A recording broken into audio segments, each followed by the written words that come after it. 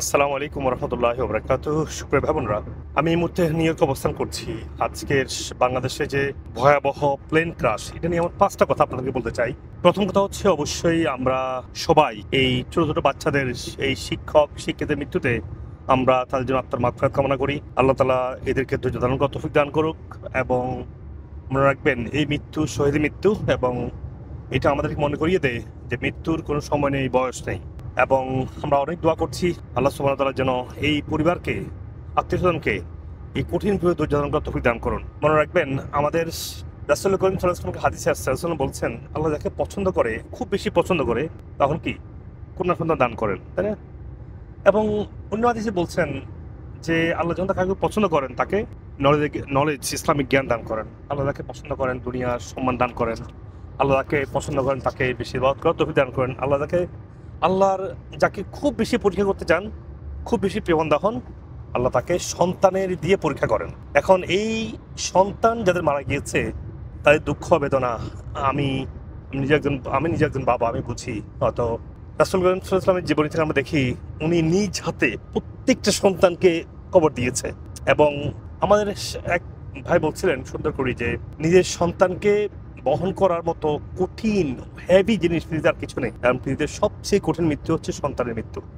এবং এগেইন আবার বলছি, আল্লাহ যাকে অনেক বেশি ভালোবাসে, সন্তানের দিয়ে পরীক্ষা করেন। তো আল্লাহ তাআলা সবার জন্য এই কঠিন মৃত্যুটাকে সহজ করে দিক, এবং সবাই ধৈর্য ধারণ করার তৌফিক দান করুন। এবং আল্লাহ বলেছেন, লা ইউকাল্লিফুল্লাহা ইল্লা উসআহা, আল্লাহ মানুষকে তার সাধ্যের বিরুদ্ধে দেন না। তো আমরা সবাই সবার জন্য দোয়া করি, আল্লাহ আমাদেরকে যেন এই ধৈর্য ধরার তৌফিক দান করুন, এবং আমাদের সাধ্যের বিপরীতে, সাধ্যের অধিক বা সাধ্যের বিয়ন্ডে যেন আল্লাহ আমাদের পরীক্ষা না করুন। আমিন সুম্মা আমিন। নাম্বার 2 যে কথা বলতে চাই, সেটা হচ্ছে, একটা প্লেন কেন বারবার ক্রাশ হবে? বাংলাদেশে কদিন পর পর কেন এভাবে প্লেন ক্রাশ হবে? এবং সবকিছু প্রশিক্ষণ বিমান ক্রাশ হবে, এটা হইতেই পারে। কিন্তু কদিন পর কেন শুনতে হবে এটা? নিশ্চয় আমাদের প্লেনগুলো আধুনিকরণ না। অবশ্যই আমি যেটুকু জানি, আমাদের বিমান বাহিনীর যে সিস্টেম একেবারেই আপডেটেড না। প্লেনগুলো অনেক পুরনো। এবং একটা ইয়াং পাইলট মিস্টার তৌকির, কেন সে হুট করে একটা প্লেন নিয়ে বেরিয়ে গেল? একটা সে রাউট দেখবে, সে মেন্টাল, ফিজিক্যালি, ইমোশনালি হেলথি কিনা, এটা চেক করা হয়েছে কিনা একটা প্লেন চালানোর মতো।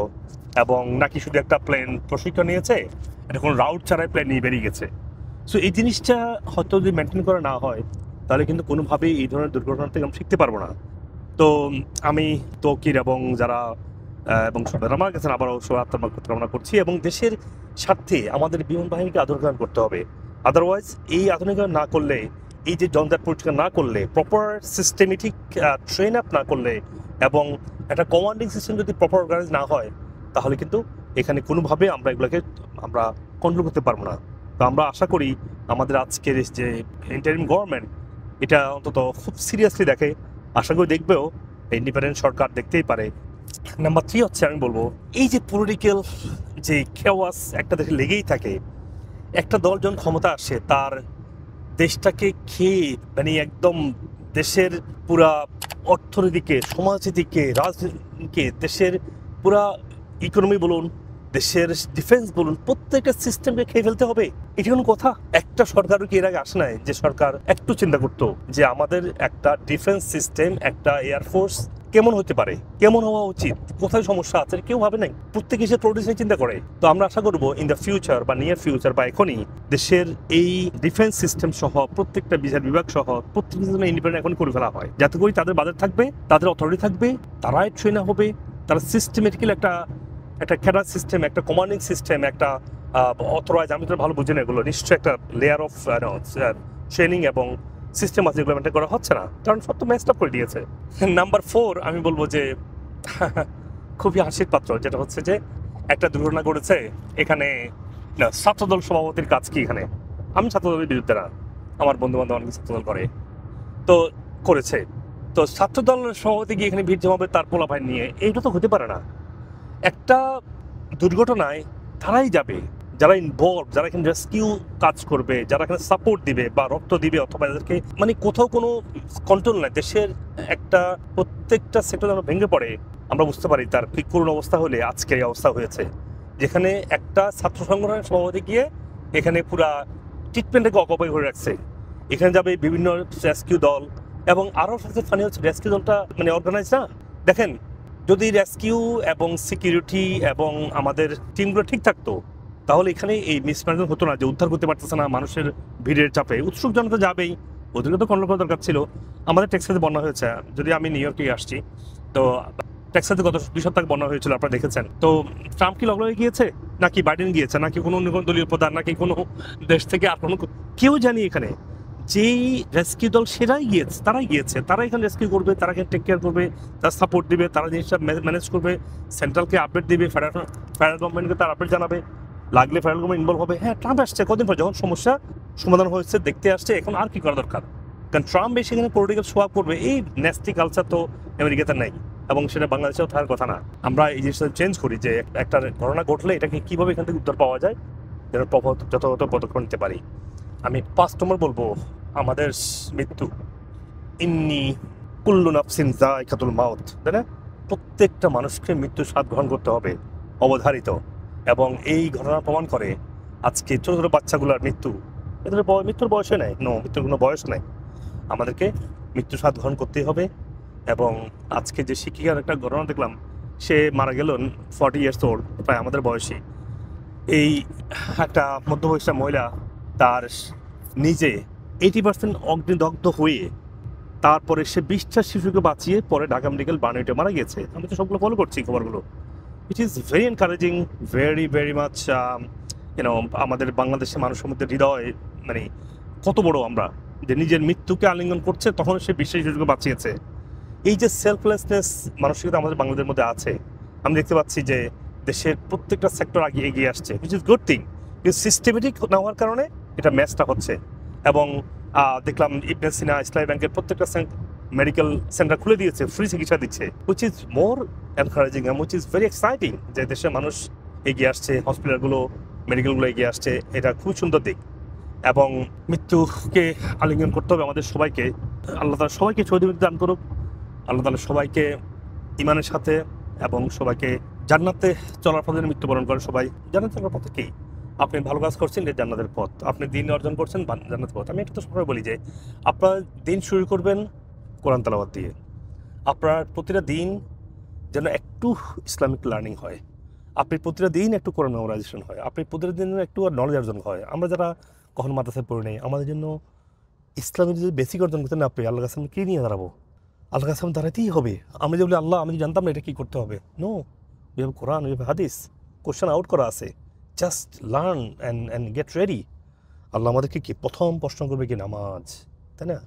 এবং নামাজই থেকে পড়তে পারে না। আজকে নিউ ইয়র্কে কালকে মাগরিব পড়ছিলাম আমার ক্লোজ একটা ভাইয়ের সাথে, নামাজই পড়তে পারে না। মানে আমরা নামাজই পড়তে পারি না, মানে কিসের আমরা বাকিগুলো করব? তো প্রত্যেকটা মানুষ মৃত্যুর জন্য প্রস্তুত হই, আমরা নিজের জ্ঞানকে সমৃদ্ধ করি, প্রতি মুহূর্তে আল্লাহকে দোয়া করি। প্রত্যেকটা জিনিস আল্লাহকে দোয়া করতে হবে। রাসূলুল্লাহ বলছেন, যুদ্ধের ফিতা বাঁধবা তাও আল্লাহকে দোয়া করো, আল্লাহ পছন্দ করেন বেশি দোয়া। আমার বাবা তো এখন দেশে আছেন, 95 ইয়ার্স ওল্ড, বেঁচে। আল্লাহ আমাকে অনেক লম্বা হায়াত দান করুন, আমিন আমিন। আমার বাবার হায়াতে তাইয়ের জন্য সবসময় দোয়া করি আমি। আপনার আমার বাবার জন্য দোয়া করবেন।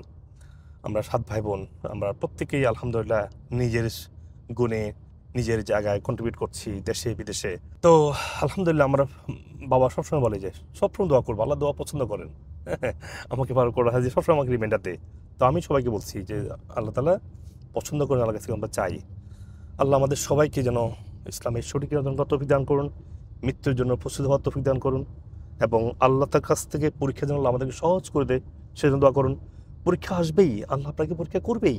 প্রত্যেকটা মানুষই তার পরীক্ষার ছাড়া সে জান্নাতবাসী হবে না। প্রত্যেক জীবনে স্ট্রাগল আছে, আমার জীবনেও আছে।